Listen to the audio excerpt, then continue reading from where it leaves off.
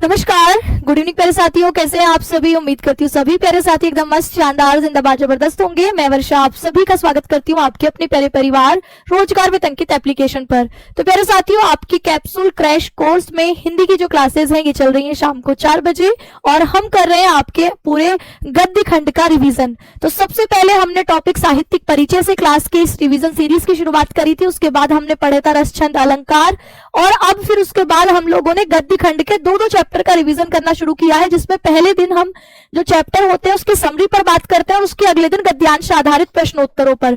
तो कल की क्लास में मैंने आपको 2 चैप्टर की समरी बताई थी। एक था आपका अशोक का फूल, आज हम इसके गद्यांश आधारित प्रश्नोत्तर करेंगे।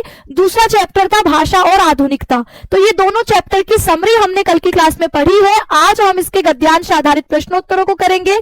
तो सभी प्यारे साथियों का स्वागत है। फटाफट से कमेंट में बताएंगे कि कौन कौन साथी क्लास में आ चुके हैं। क्लास में मुझे दिखाई दे रहे हैं आनंद, आरुषि, उमेश, पलक, अंशिका, आकाश, ध्रुव, सूरज, रोहित, सत्यम, गोलू, सुरजीत, मुस्कान, अमित, युवराज, सभी का बहुत बहुत स्वागत है। सभी को वेरी वेरी गुड इवनिंग। चलिए ठीक है, सभी प्यारे बच्चे क्लास में आ चुके हैं।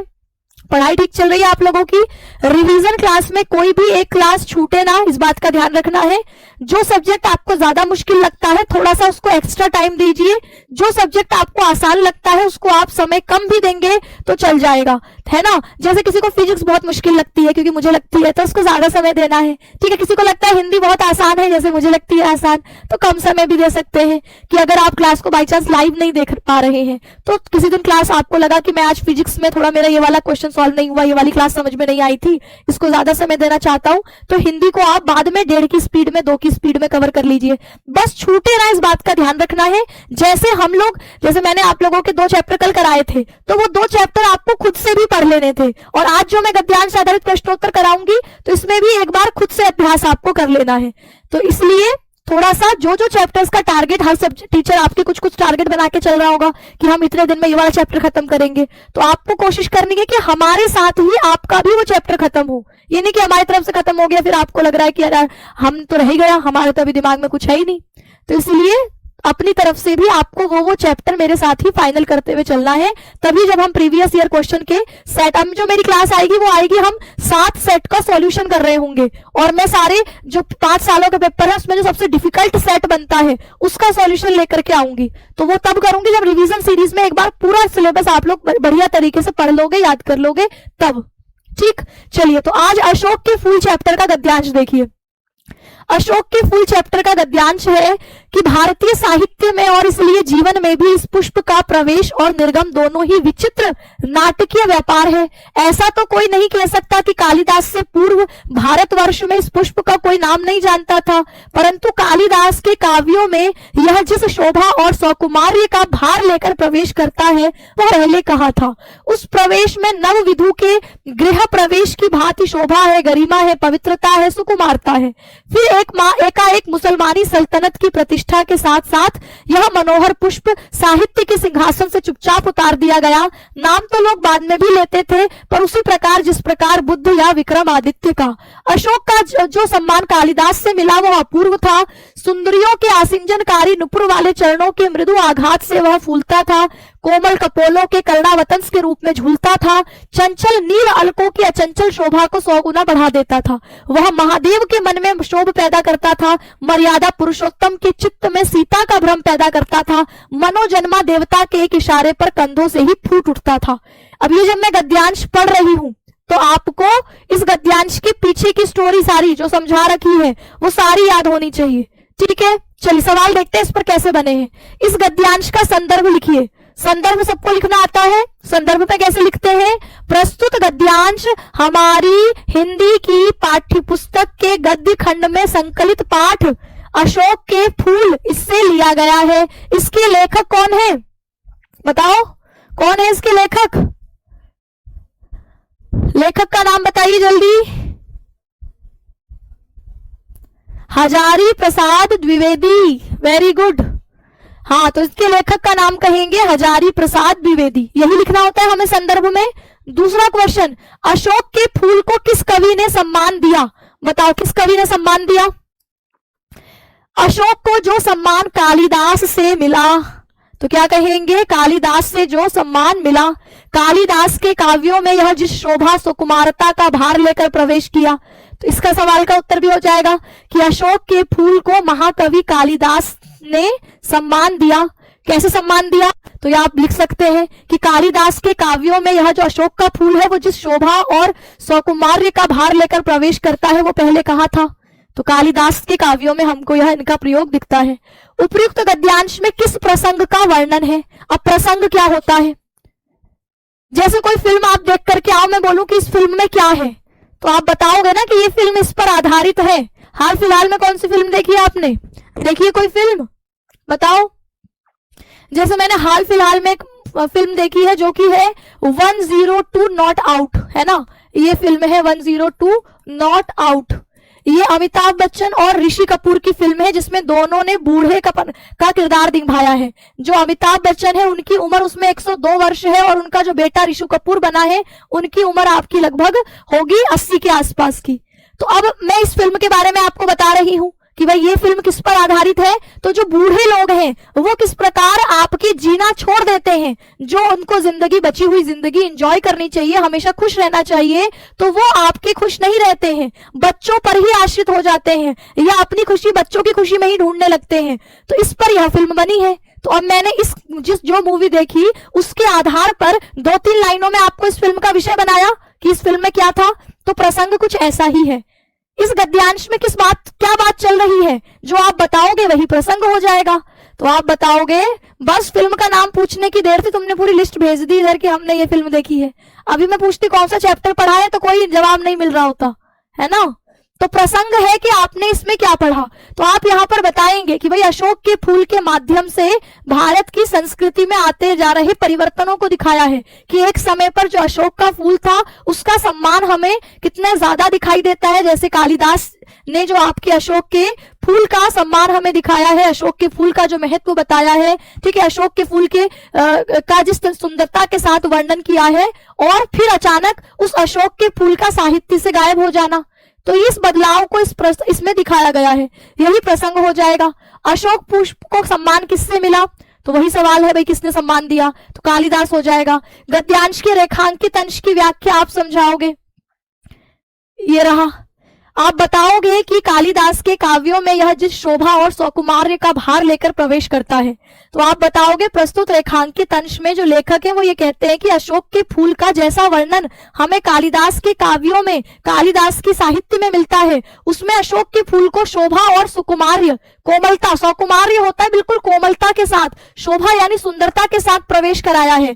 इसकी तुलना यहाँ पर नववधू के गृह प्रवेश की तरह करी है। जैसे नई नई बहू घर में आती है तो सब बिल्कुल एकदम आपके जो है वो चौकन्ने रहते हैं कि भैया नई बहू आई है ना। बहू भी बिल्कुल अपना एकदम साफ सुथरा रूप दिखाती है ना। लड़ाई झगड़ा शुरू में किसी से नहीं करती है, धीरे धीरे बाद में करने लगेगी। तो बिल्कुल ऐसे ही अशोक के फूल की एंट्री कालिदास के काव्यों में इसी नवविधु के गृह प्रवेश की तरह है, जिसमें गरिमा है, जिसमें पवित्रता है और जिसमें एक सुकुमारता, एक कोमलता का एहसास है।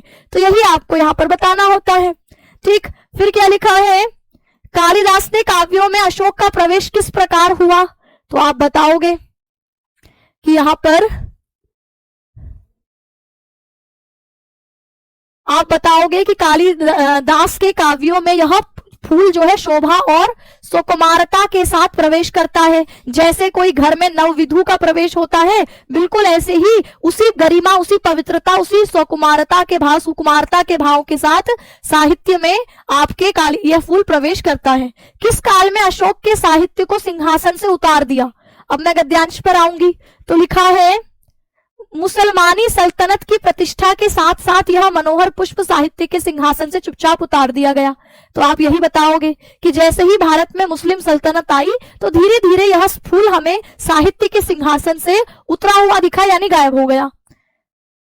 अशोक का अपूर्व सम्मान किससे मिला। अपूर्व सम्मान भी आप यही देखेंगे, अशोक को सम्मान कालिदास से मिला, वो अपूर्व था, तो कालिदास का नाम आएगा यहाँ पर भी। किसकी मृत्यु आघात से अशोक फूलता था। मृत्यु आघात नहीं आना चाहिए यहाँ भैया, किसके पदाघात से, है ना, किसके पदाघात यानी किसके पैरों के आघात से अशोक फूलता था, मृदु होना चाहिए। तो आप कहेंगे आसिंजनकारी नुपुर वाले चरणों के। तो आप बताएंगे कालिदास कहते हैं कि जो सुंदरियां हैं, सुंदरियां यानी लड़कियां है ना, तो सुंदरियों के जो आसिंजनकारी, आसिंजनकारी यानी पैरों को लड़कियां लाल लाल रंग लेती है ना, तो ऐसे आसिंजनकारी नुपुर यानी पायल पहने हुए चरणों से जब वो मृदु आघात करती थी, कोमल आघात करती थी, तो फूल खिल जाता था। इस बात को यहाँ पर बताया गया है। तो गद्यांश पर ही आधारित आपके प्रश्नोत्तर हैं। जैसे गद्यांश आपके अशोक के फूल और हजारी प्रसाद द्विवेदी द्वारा, जैसे आपने कहा इस गद्यांश का संदर्भ लिखिए, तो हम कहेंगे यह गद्यांश हजारी प्रसाद द्विवेदी द्वारा रचित प्रसिद्ध निबंध अशोक के फूल से लिया गया है। अशोक के फूल को किस कवि ने सम्मान दिया? तो आपने बताया अशोक के फूल को कालिदास ने सर्वोच्च सम्मान दिया। उन्होंने इसे काव्यों में सौंदर्य, प्रेम और श्रृंगार का प्रमुख प्रतीक बताया था। अगला है उपर्युक्त गद्यांश में किस प्रसंग का वर्णन है?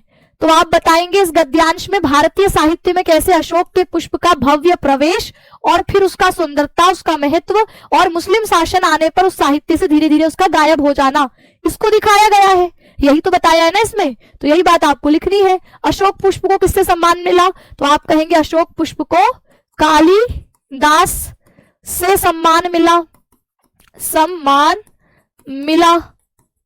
ठीक।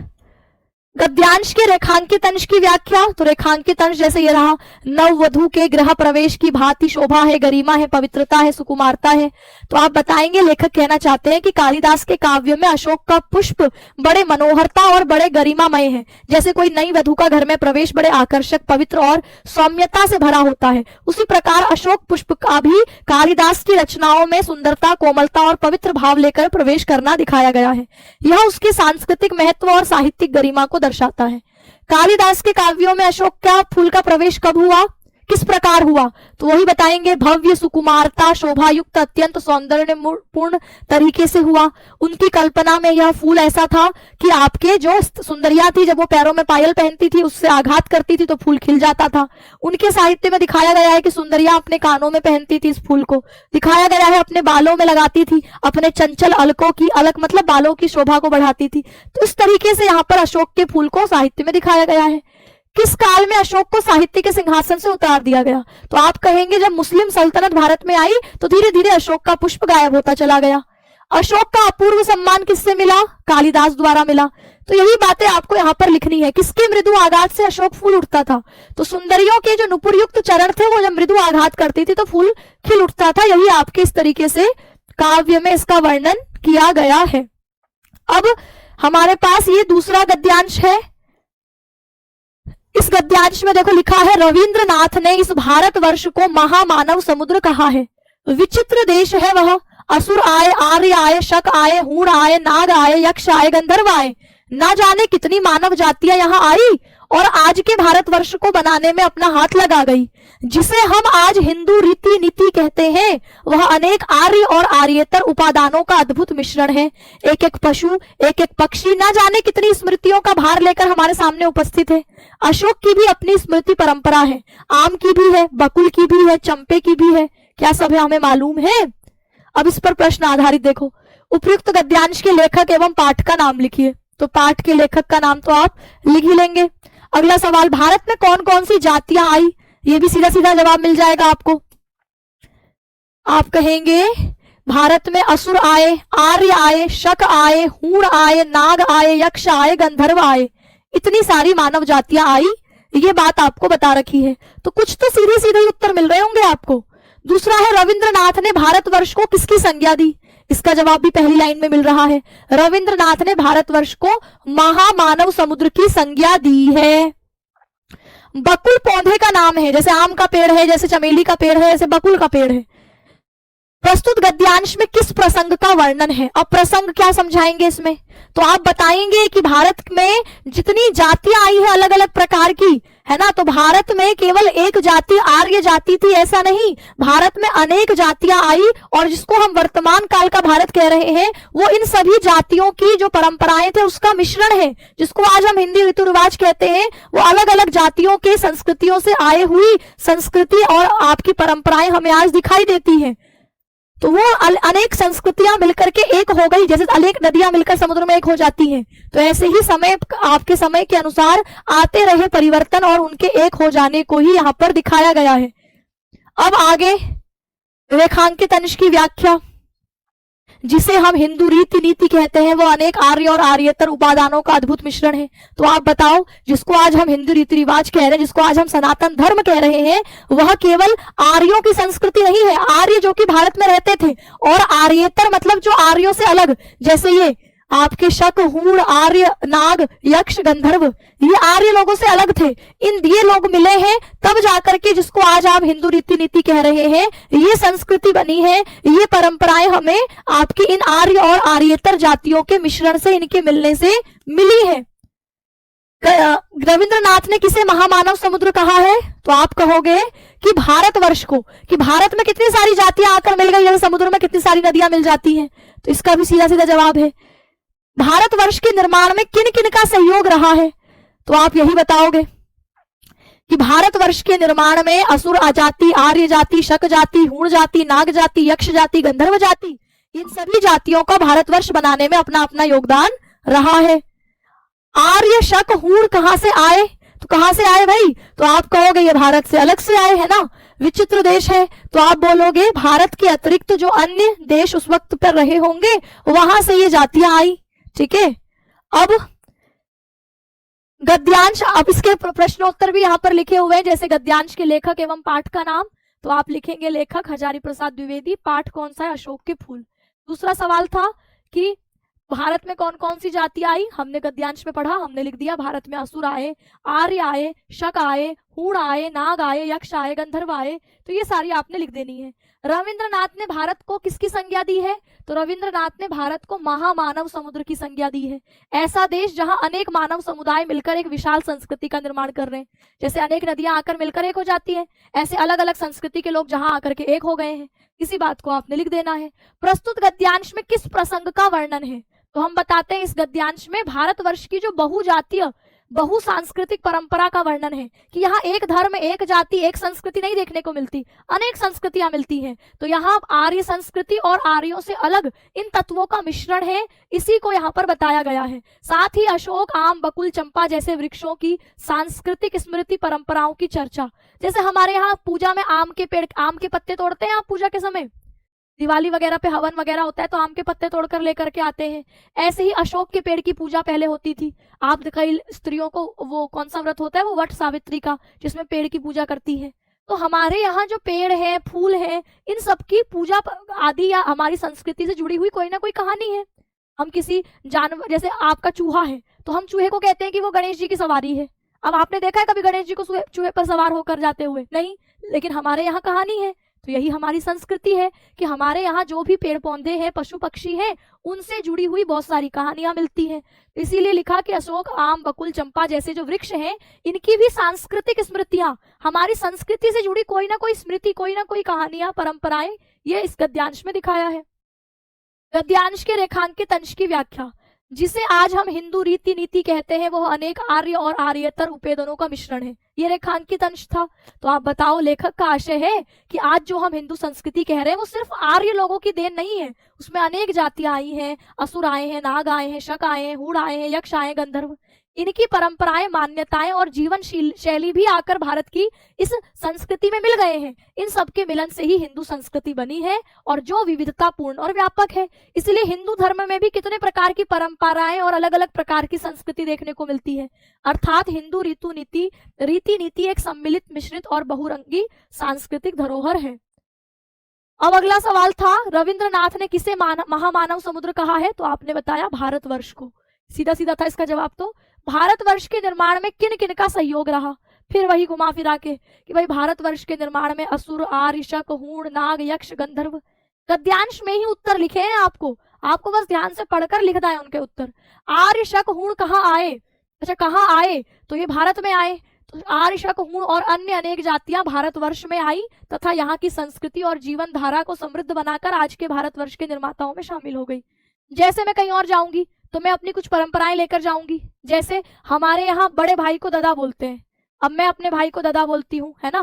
तो अब मैं अपने भाई को दादा बोल रही हूँ, मैं कहीं और अब उसको दादा बोलते हैं, तो हमारे आस पड़ोस के बच्चे भी उसको दादा ही बोल रहे हैं, जबकि वो उत्तराखंड के नहीं है, उनके यहाँ भैया बोला जाता है, लेकिन मुझे सुनकर वो भी सीख गए दादा बोलना। तो ये क्या है? ये है संस्कृति का आपस में आदान प्रदान।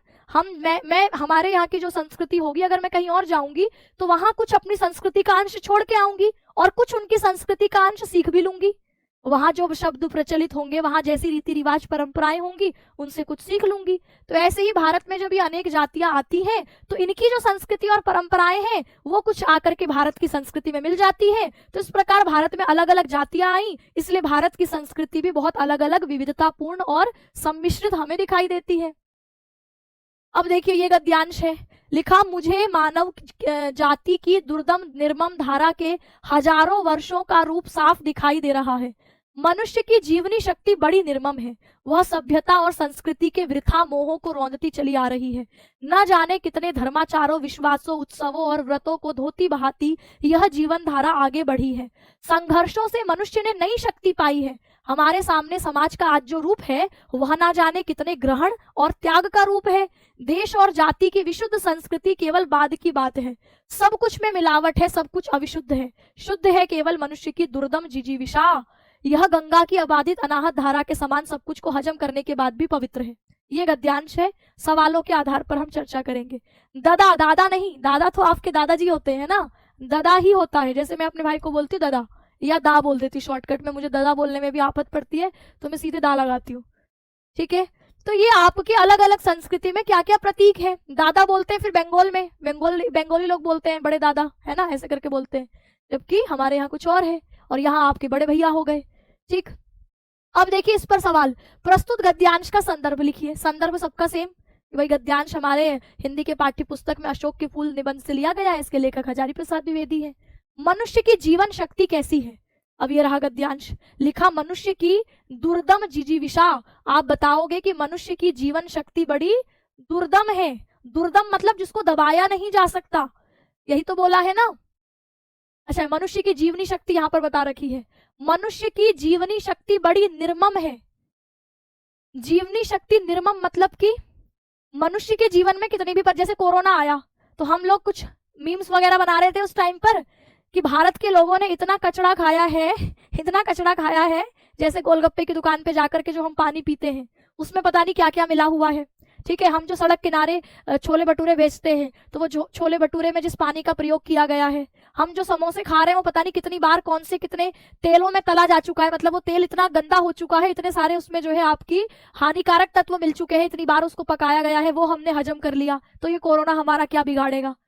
तो यानी कि हम ये कह रहे हैं कि हमारी जो इम्यूनिटी है, प्रतिरोधक क्षमता है, वो इतनी ज्यादा बढ़ चुकी है कि कोई बीमारी हमारा कुछ नहीं बिगाड़ सकती। ये देख रहे थे ना आप, तो बिल्कुल इसी को हम निर्मम होना कहते हैं कि मनुष्य के अंदर जीवनी शक्ति, जिंदा रहने की शक्ति बड़ी निर्मम है। कोई भूकंप आ जाए, कोई आंधी आ जाए, कोई बैक्टीरिया आ जाए, कोई वायरस आ जाए, हमारा कुछ नहीं बिगाड़ेगा। हम पहले ही बहुत बैक्टीरियाओं को अपने अंदर, वायरसों को अपने अंदर जगह दे चुके हैं, तो हमारी जीवनी शक्ति के आगे ये सब बेकार हो जाते हैं। इसी को जीवनी शक्ति कहा है। तो आप यहाँ पर बताएंगे कि मनुष्य की जीवनी शक्ति को निर्मम बताया है। निर्मम यानी कि जो आगे चलती रहेगी, जो खत्म नहीं होगी, जो बढ़ती रहेगी, कोई सी भी मुसीबत आ जाए। हमारे सामने आज समाज का कैसा स्वरूप है? तो कहा है कि हमारे सामने आज जो समाज का रूप है, देखो हमारे सामने आज जो समाज का रूप है वह कितने ग्रहण और कितने त्याग का रूप है। ना जाने हमने कितनी परंपराओं को छोड़ा है और नए रीति रिवाज अपनाए हैं। तो कुछ नई चीजों को हमने ग्रहण किया, जैसे आज से 50 साल पहले आपको जीन्स पहनी हुई लड़कियां, है ना, टॉप पहनी हुई लड़कियां कम दिखती थी, ज्यादातर लड़कियां सूट सलवार, है ना, साड़ी वगैरह पहनती थी। और आज हमने कुछ और ग्रहण कर लिया कपड़ों के तौर पर। पहले आप स्कूल जाकर पढ़ते थे, झोला वोला लेके जाते थे, आज आप अपने घर में मोबाइल से पढ़ रहे हो। तो ये एक नई चीज आपने ग्रहण करी, कुछ पुरानी चीज छोड़ दी, कुछ पुरानी परंपराएं छोड़ दी। तो ये सब हमारी जो आज की संस्कृति हमें दिखाई दे रही है। अब पहले शादी वादी होती थी, बताओ कैमरा वगैरह होता था, लड़की इतने इतने घूंघट में फेरे ले रही होती थी, लेकिन आज इतना घूंघट कर रखा होगा तो वो जो वीडियोग्राफी वाला होगा, फोटोग्राफी वाला होगा, वो कर ही नहीं पाएगा। तो आज हमारी परंपरा में देखो आप दुल्हने आपको दिखेंगी, घूंघट यहीं तक होगा, है ना। तो ये क्या है? और आज हर रस्म, हल्दी हो रही है, मेहंदी हो रही है, तो वो कैमरा वाला सबसे पहले जो है फोकस कर रहा है। ऐसा लगता है कि हल्दी और मेहंदी की रस्म तो सिर्फ बहाना है, असली मकसद फोटो खिंचवाना है। तो ये क्या है? ये संस्कृति में आ रहे नए परिवर्तन है। तो हमारी जो संस्कृति, समाज का रोज रूप हमें आज दिखाई दे रहा है, उसने ना जानी कितनी नई चीजें ग्रहण करी है और कितनी सारी चीजें त्यागी हैं, छोड़ी हैं, जो रूप हमें आज दिखाई दे रहा है। इसी बात को आपने यहाँ पर लिखना होता है। लेखक ने मनुष्य की जिजीविषा को किस रूप में प्रस्तुत किया? दुर्दम रूप में। दुर्दम मतलब जिसको दबाया ही नहीं जा सकता। मनुष्य के अंदर जीने की इच्छा इतनी है कि अगर उसको लगता है कि यह मेरे जीने के रास्ते में रुकावट है तो उस चीज को वो छोड़ देता है। तो मनुष्य अपनी उन चीजों को अपनाता जाता है जिससे उसका जीवन आसान होता है, और उन चीजों को छोड़ता जाता है जिससे उसका जीवन मुश्किल होता है। इसीलिए मनुष्यों के अंदर की जिजीविषा को दुर्दम कहा है, कि जीने की इच्छा को आप दबा नहीं सकते। मनुष्य ने नई शक्ति किससे पाई है? तो आप कहेंगे संघर्षों से मनुष्य ने नई शक्ति पाई है। ये रहा, तो मनुष्य ने लगातार हो रहे संघर्षों से नई शक्ति पाई है। तो कोरोना भी झेल गए हम, और कोरोना झेल गए तो अब हमारी इम्यूनिटी अगर कोरोना के जैसा कोई और वायरस होगा तो उसको खत्म कर देगी। इस तरीके से हम जितनी बार, जैसे आप छोटे बच्चे को वैक्सीन दी जाती है, तो बायो वाले समझेंगे वैक्सीन का मतलब क्या है। वैक्सीन का मतलब है कि उस बीमारी का एक कमजोर वायरस आपके शरीर में डाल दिया है। तो आपका शरीर, वैक्सीन लगते तो बच्चे को बुखार आता है, तो कमजोर वायरस आपके शरीर में डाला है। अब वो आपके वायरस, आपके शरीर के जो वायरस होंगे उससे लड़ाई करेगा, और आप उसको हरा दोगे क्योंकि वो कमजोर वायरस है। और आपके दिमाग को याद हो जाएगा कि मैंने इसको हराया कैसे है। अब अगली बार जब आपको वो बीमारी होगी तो आपके दिमाग को याद है कि मैंने इसको कैसे हराया था, वही दांव पेच खेलेगा और वो बीमारी हार जाएगी। तो इसीलिए हमारे जीवन में जब भी एक बार कोई संघर्ष आता है तो हमें बड़ी लगती है, लेकिन दूसरी बार आसान हो जाता है क्योंकि हमारे दिमाग को याद हो गया कि हमने इसको पिछली बार कैसे हराया था। तो इसीलिए लगातार संघर्ष करते हुए जो मनुष्य है उसको एक नई शक्ति मिलती है, वो और पहले से ज्यादा ताकतवर हो जाता है। धर्माचारों और विश्वासों का अर्थ स्पष्ट करिए। धर्माचार मतलब धर्म का आचरण, और विश्वास मतलब हम ये विश्वास कर रहे हैं कि भाई जो है आपके रात को 12 से 2 बजे का समय भूतों का समय है, तो ये हमारा विश्वास है। साइंस इसको प्रूफ नहीं करता कि 12 से 2 बजे तक टाइम भूत घूमेंगे, लेकिन ये हम विश्वास करके चल रहे हैं कि ऐसा होता है। हम ये विश्वास करके चल रहे हैं कि भाई भगवान होते हैं, तभी हम मंदिर मंदिर जा रहे हैं, टीका लगा रहे हैं, ठीक है, व्रत रख रहे हैं। तो ये सब आपके विश्वास हो गए। धर्माचार, अब मैं मानती हूँ कि भगवान है तो भगवान है इसलिए मैं अपने गले में कुछ भगवान की लॉकेट वगैरह डाल दूं, है ना, आपके मंदिर जाकर टीका लगा दूं, तो ये धर्म का आचरण। तो इस तरीके से आप यहाँ पर इसको एक्सप्लेन करेंगे। गद्यांश का संदर्भ हो गया।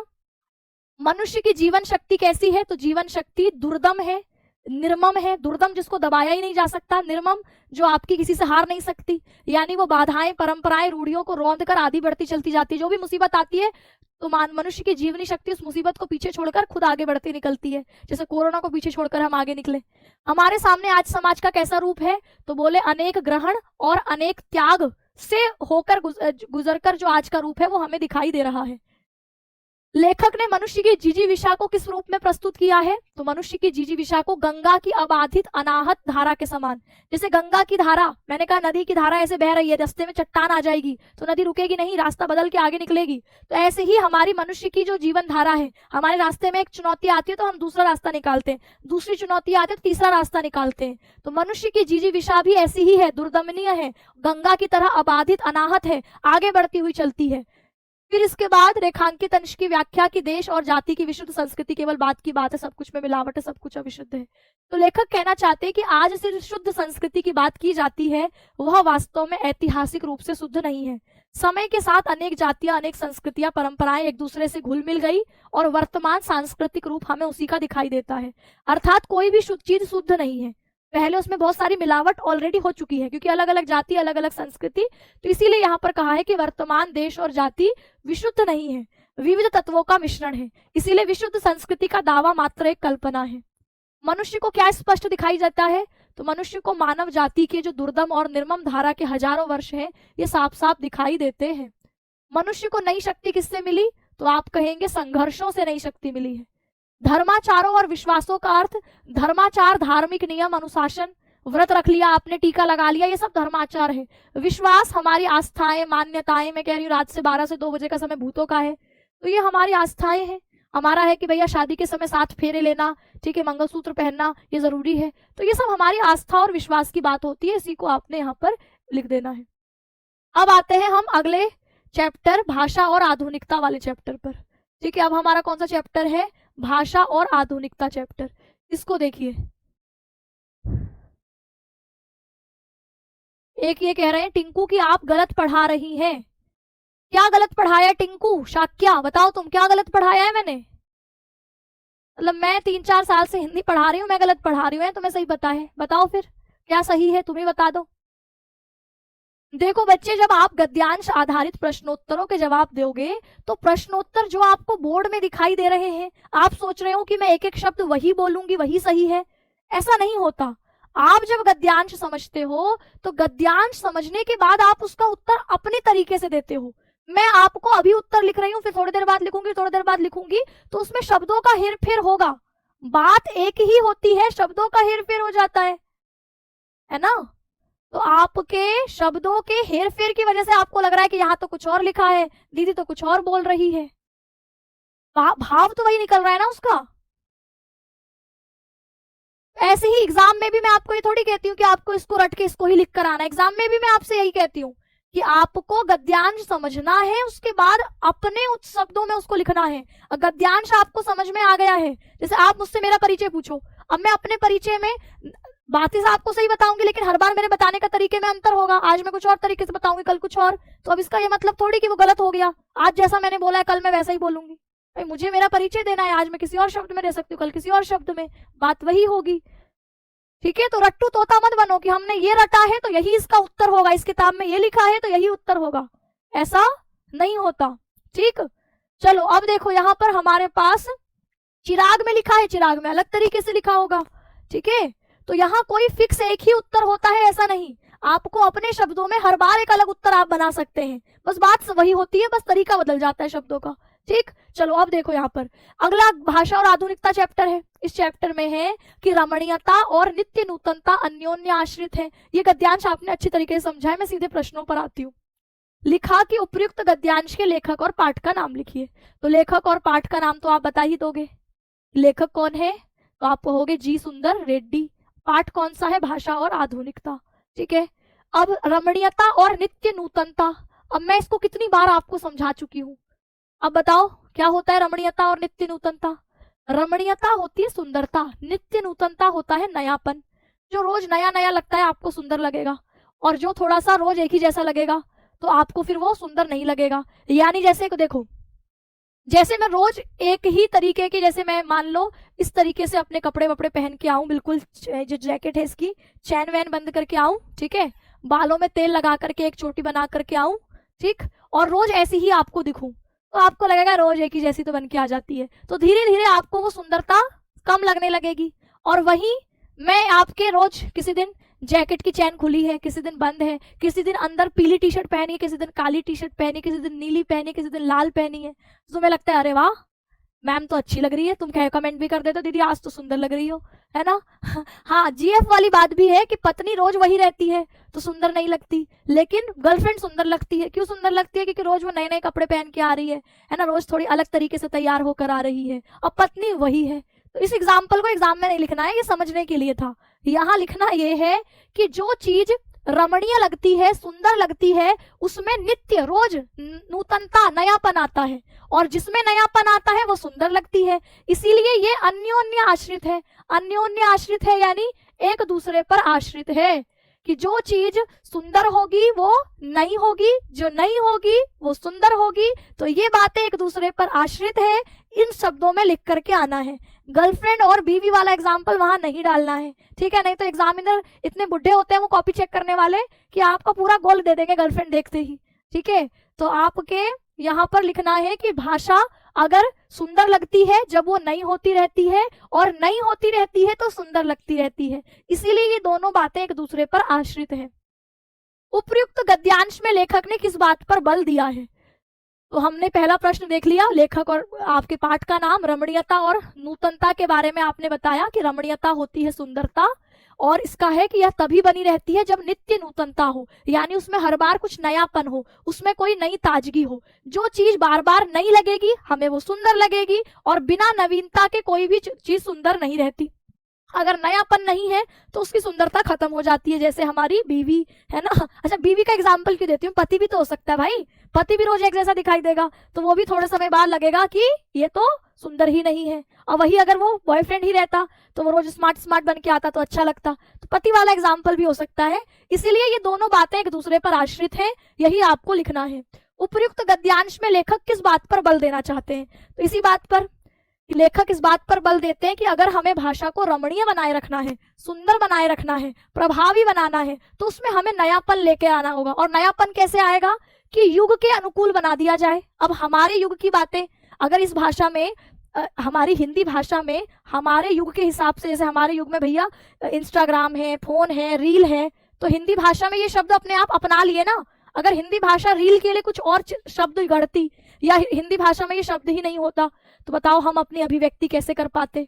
तो इस युग के हिसाब से भाषा भी अपने आप में जब नया परिवर्तन करती है, नयापन लेकर के आती है, तो वह आपकी सुंदर लगती रहती है। इस बात पर इस गद्यांश में बल दिया गया है। अगर भाषा पुरानी रीति और शैलियों पर अटकी रहे, आज भी मैं रामायण वाली भाषा को बोल रही हूँ, महाभारत के समय की भाषा बोल रही हूँ कि भ्राताश्री यह बिल्कुल भी उचित नहीं है, आप कृपया बड़े ध्यान से मेरी सभी बातों का प्रत्युत्तर दीजिए। अब मैं इस तरीके की हिंदी बोलूंगी तो आप थोड़े समय बाद जो है क्लास लेना छोड़ दोगे, क्योंकि आप कहोगे इसकी बात तो हमें समझ में आती ही नहीं। तो इसीलिए अगर भाषा भी अपने आप में परिवर्तन नहीं करेगी, युग के अनुकूल नहीं होगी, तो फिर वो पुरानी रीति और शैलियों पर अटक कर बेजान हो जाएगी, उसमें कोई गति नहीं रहेगी। इसलिए भाषा को समय के हिसाब से अपने आप में बदलाव लाना, अपने में नएपन लाना, ये जरूरी हो जाता है। लेखक ने किसे अभिव्यक्ति का सशक्त माध्यम बताया है? तो आप बताओगे लेखक ने भाषा को, कि भाषा से आप अभिव्यक्त करते हो। अगर सोचो भाषा ना हो तो हम गूंगों की तरह एक दूसरे को देख रहे हैं। अब मेरे पैर में दर्द हो रहा है, मुझे बताने के लिए शब्द ही नहीं है कि मेरे पैर में दर्द है, ठीक है। तो इसलिए भाषा बड़ी जरूरी है। हम एक दूसरे से बात कर पा रहे हैं, मैं अपनी मन के जो भाव है वो आप तक रख पा रही हूँ, आप अपने मन की बातें मुझ तक बता पा रहे हैं, ये सिर्फ भाषा के माध्यम से। तो लेखक ने अभिव्यक्ति का सशक्त माध्यम भाषा को बताया है।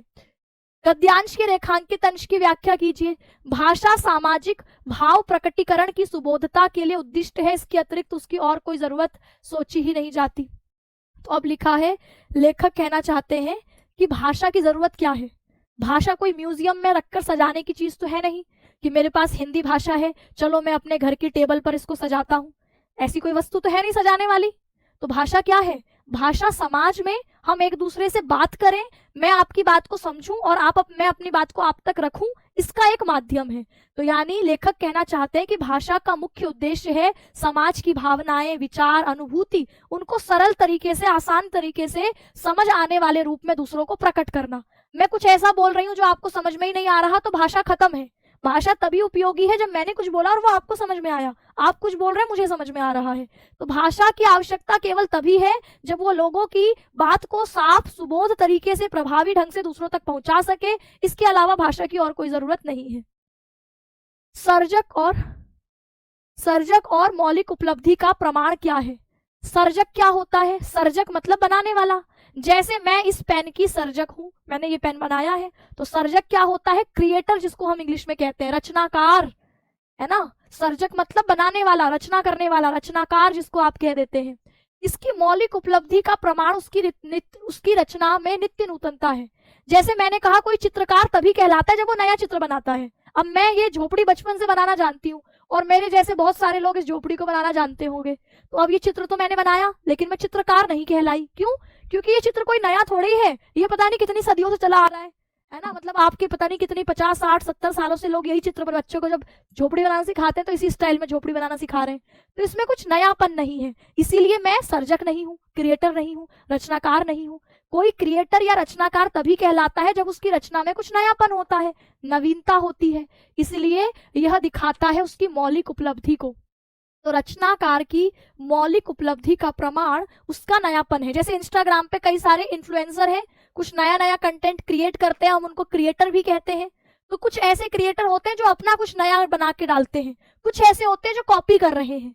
जैसे आजकल आप वो वाली रील ट्रेंडिंग में देख रहे होंगे कि हेलो गलती हो गया, थोड़ा सा वो आपके मालिक थोड़ा सा गलती हो गया, है ना। और क्या होता है, थोड़ी सी गलती उसकी क्या होती है कि पूरा ट्रक पलट दिया है ना। और कहता है थोड़ी सी गलती हो गया है, मालिक सुनिए ना, थोड़ा सा गलती हो गया है। तो ये क्या है? ये ओरिजिनल कंटेंट है। अब उस पर बहुत सारे लोगों ने रील बना दी है, तो वो ओरिजिनल नहीं है। ओरिजिनल किसका है? जिसने पहली बार उसको बना के डाला है, वो ओरिजिनल है। तो ओरिजिनल में हमेशा नयापन होता है और बाकी सारी चीजें वही पुरानी चल रही है, बस थोड़ा उसका तरीका बदल दिया है।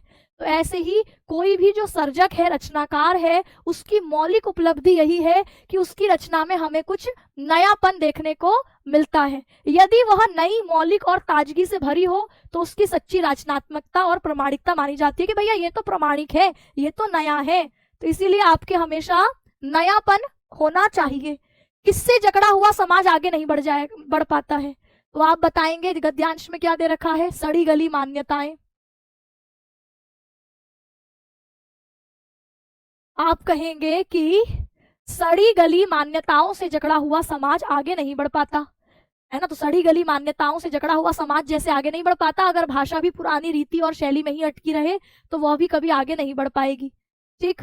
रमणीयता और उद्दिष्ट शब्दों के अर्थ लिखिए। रमणीयता मतलब सुंदरता, आपको पता ही है। उद्दिष्ट मतलब उद्देश्य उसका क्या है, लक्ष्य क्या है। तो जैसे कहा कि भाषा का लक्ष्य क्या है? अभिव्यक्ति। भाषा किस लिए उद्दिष्ट है? अभिव्यक्ति के लिए उद्दिष्ट है, भाषा का और कोई कार्य नहीं। तो यही आपको बताना है। ठीक। एक गद्यांश और देख लेते हैं, फिर क्लास को खत्म करेंगे। जिसने कल वाली क्लास देखी होगी उसको समझ में आ रहा होगा। अब जिसने कल वाली क्लास नहीं देखी होगी उसको कैसे समझ में आएगा भाई? पहले चैप्टर को समझोगे फिर प्रश्नोत्तर करोगे तो समझ में आएगा। इसीलिए कल वाले चैप्टर जब मैंने आपको समझाया है तो आपको एक बार खुद से पढ़ने थे वो चैप्टर। ठीक। अब देखो, अब भाषा स्वयं संस्कृति का एक अटूट अंग है, ये गद्यांश है, इस पर सवाल देखो। उपयुक्त गद्यांश का संदर्भ लिखिए। संदर्भ तो आप लिख ही देंगे। ठीक। इसकी गति विज्ञान की गति के साथ जोड़ी जाती है। तो भाषा की गति को भी आप विज्ञान की गति के साथ जोड़ते हैं। क्यों जोड़ते हैं? क्योंकि जैसे जैसे विज्ञान में परिवर्तन आएगा तो यहाँ पर भाषा में भी परिवर्तन आएगा। संस्कृति की गति विज्ञान की गति के साथ जोड़ी जाती है। जैसे विज्ञान बदलता है तो संस्कृति भी बदलती है। जैसे संस्कृति कैसे बदली? विज्ञान ने आविष्कार किया कैमरे का। अब कैमरे का आविष्कार किया तो हमारी संस्कृति कैसे बदली कि हमारे यहाँ शादी हो रही है, मेहंदी हो रही है, मुंडन हो रहा है, कि मुंडन में भी बच्चा बेचारा बाल गंजा करने में रो रहा है लेकिन कैमरा वाला जूम कर करके उसके आंसुओं को दिखाएगा। भैया क्यों जरूरी है? तुम उसकी बचपन की जो है पूरा उसको टकलापन करके रिकॉर्ड कर देते हैं, फिर बड़े होकर के जो है उस फोटो को इधर उधर डाल के बच्चे लोग चिढ़ाते हैं कि ये तो ऐसा दिखता था बचपन में, है ना, ये तो पूरा टकला था। तो ये सब कैमरा जब नहीं था तो तब भी मुंडन हो रहा था, तब भी मेहंदी हो रही थी, लेकिन वो तरीका दूसरा था। लेकिन आज मुंडन हो रहा है, मेहंदी हो रही है, शादी हो रही है तो उसका तरीका बदल गया है। आज ऐसा लगता है कि ये तो सेकेंडरी है, फोटोग्राफी वीडियोग्राफी सबसे पहला काम है। तो ये है विज्ञान के साथ साथ हमारी संस्कृति में लगातार परिवर्तन आना, कि विज्ञान ने नया आविष्कार किया तो हमारी संस्कृति में परिवर्तन आ गए। पहले लड़का लड़की एक दूसरे को देखते नहीं थे, आजकल लड़का लड़की फोन पर बात कर रहे हैं। पहले नहीं होता था ऐसा, क्यों? फोन आ गया है इसलिए फोन पर बात करते हैं। पहले ऐसा नहीं होता था। पहले शादी से पहले प्री वेडिंग शूट का कॉन्सेप्ट नहीं था, आजकल है। तो ये है कि जैसे जैसे विज्ञान की गति होती है तो वैसे वैसे संस्कृति में भी परिवर्तन आता है। उपयुक्त गद्यांश के प्रसंग को स्पष्ट करिए। इस गद्यांश में प्रतिपादित किया गया है कि संस्कृति परिवर्तनशील है, संस्कृति लगातार बदलती है और विज्ञान की उन्नति के कारण नई सांस्कृतिक हलचलों को व्यक्त करने के लिए भाषा में नए शब्दों और नए प्रयोगों की जरूरत है। जैसे अब आजकल मैं कह रही हूँ कि आप ऑनलाइन पढ़ रहे हो, तो ऑनलाइन पढ़ रहे हो तो बहुत सारी चीजों की जरूरत है कि क्लास को बच्चों लाइक कर दो, बच्चों कमेंट में बताओ क्लास कैसी लगी, हार्ट वाला इमोजी भेजो, ठीक है, अपना एक दोस्तों को क्लास शेयर कर दो। तो आपके ये सब क्या है? ये है कि विज्ञान की प्रगति के कारण हमारी पढ़ने और पढ़ाने की परंपरा में बदलाव आया। पहले आप बच्चे विद्यालय जाते थे, ट्यूशन जाते थे, वहां पढ़ते थे। आजकल क्या है, घर पर बैठकर पढ़ रहे हैं, मोबाइल में पढ़ रहे हैं। तो ये हमारी पढ़ने पढ़ाने की संस्कृति में बदलाव आया। अब इस संस्कृति के हिसाब से हमें कुछ नए शब्द चाहिए कि कमेंट करके बताओ कैसा लगा, ठीक है, लाइक करके बताओ। तो ये सब क्या है? ये नए शब्द हैं। तो इसीलिए कहा कि जब आपकी संस्कृति में परिवर्तन होता है, किसके कारण? विज्ञान के कारण। विज्ञान की उन्नति के कारण नई सांस्कृतिक हलचल होती है, तो उसके लिए उसको व्यक्त करने के लिए भाषा में नए शब्द नए प्रयोगों की जरूरत है। ठीक।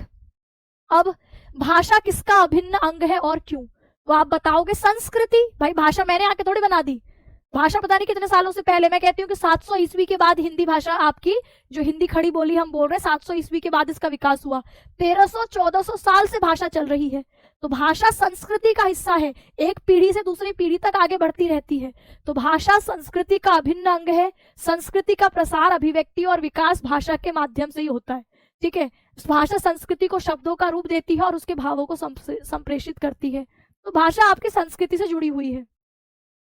तो इतना ही रखते हैं हम इसको, ठीक है। कल हम इसके आगे बढ़ेंगे। और ये जो 19 और 34 भेज रहा है ना लिख करके, यश, तुम्हारी इतनी पिटाई करूंगी, मतलब तुम्हें बिल्कुल भी थोड़ा सा भी एक कॉमन सेंस है कि नहीं, समझदारी है कि नहीं? 19 मिनट 34 सेकंड की जिस वीडियो के पीछे आपके आजकल इंटरनेट पर बवाल मचा हुआ है, तो तुम एक बार के लिए अपनी कॉमन सेंस ये लगाकर सोचो कि उस वीडियो में उसकी आपकी जिसकी वीडियो ये वायरल हुई है, जिन बच्चों की ये वीडियो वायरल हुई है, उसकी जगह आप भी हो सकते थे। और अगर वो आप होते तो बहुत सोचो आपका कैसा फील होता। आप उनकी जगह खुद को रखकर देखो, आप समाज में कैसा महसूस करते। उनकी मजाक उड़ा रहे हो, उन पर हंस रहे हो, मजे ले रहे हो, इधर उधर फैला रहे हो। इससे अच्छा है कि थोड़ा सा आपकी, वो तो गलती करी उन्होंने, लेकिन उनकी गलती के चक्कर में आप एक बार एक समझदार नागरिक होने के नाते सोचो कि अगर उसकी जगह आप होते तो जिस बच्चे के साथ ये हुआ उसके दिमाग में कितना मेंटल टॉर्चर होगा। तो सोच रहा होगा कि मेरी मम्मी मेरे बारे में क्या सोच रहे होंगे, मेरे आस पड़ोस वाले मेरे बारे में क्या सोच रहे होंगे, मेरे दोस्त मेरे बारे में क्या सोच रहे होंगे, मेरे टीचर मेरे बारे में क्या सोच रहे होंगे, है ना। तो समझो इस बात को, तो इस बात को ऐसे हल्के में मजाक वजाक मत उड़ाया करो, ठीक है। कॉमन सेंस के साथ, समझदारी के साथ सोचा करो कि अगर हमारे साथ ऐसा हुआ होता तो हम क्या करते, तो हम क्यों किसी पर हंस रहे हैं, हम क्यों किसी के बारे में बुरी बात कर रहे हैं। जब आप ये वीडियोस वगैरह देख रहे हो तो अपने आसपास दोस्तों में ये बताओ कि इस तरीके से वीडियो रिकॉर्ड करना गलत है ना, इस तरीके से वीडियो ना रिकॉर्ड करें, और अगर अपने पास आ रही है तो उसको डिलीट कर दें, इधर उधर फॉरवर्ड मत करें, हंसी मजाक मत करें दोस्तों के साथ कि हमारे पास ये वीडियो पहुंच गई, तूने देख ली। देख रही हूँ मैं शुरुआत से क्लास में यही कमेंट चल रहे हैं, एक एक बच्चे का नाम याद हो गया मुझे, ये जो कमेंट कर रहे हैं ना।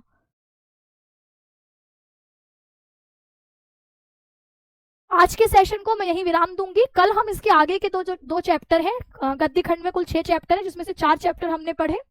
इसके आगे के चैप्टर कौन से ना बताओ, ये नहीं पता होगा कौन से 2 चैप्टर बचे हुए हैं आगे। तो आगे के जो 2 चैप्टर, हम और हमारे आदर्श और निंदा रस, ये 2 चैप्टर हैं। उन 2 चैप्टर की समरी हम कल की क्लास में पढ़ेंगे और गद्यांश आधारित प्रश्नोत्तरों को हम आगे की क्लासेस में चर्चा करेंगे, ठीक है। आज के इस सेशन को यहीं विराम देते हैं। सभी को नमस्कार, धन्यवाद।